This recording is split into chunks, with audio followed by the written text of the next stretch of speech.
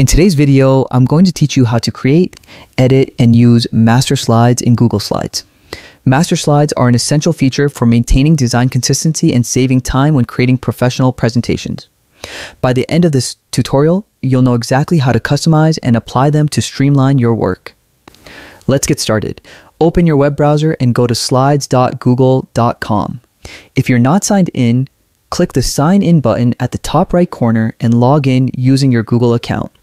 Once you're signed in, you'll land on the Google Slides homepage where you can either create a new presentation or open an existing one. For this guide, click Blank Presentation to start fresh.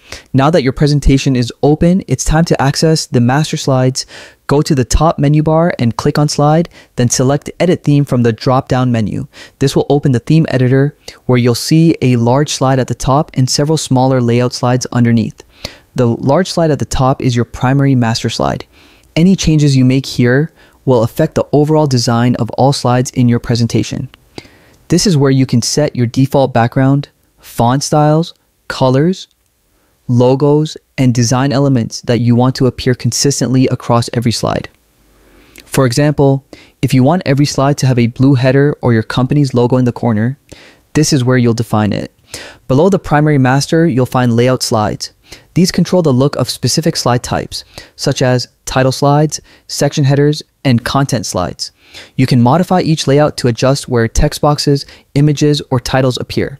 For instance, you might want a large heading on your title slide, but a smaller one on your content slides. To edit a layout, simply click on it and customize elements as you like.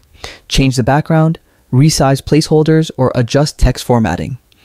Remember, these changes won't affect the other layouts unless you modify the main master slide.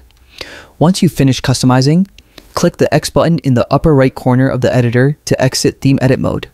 You'll return to your normal slide view, and from now on, every new slide you add will automatically follow your updated design style.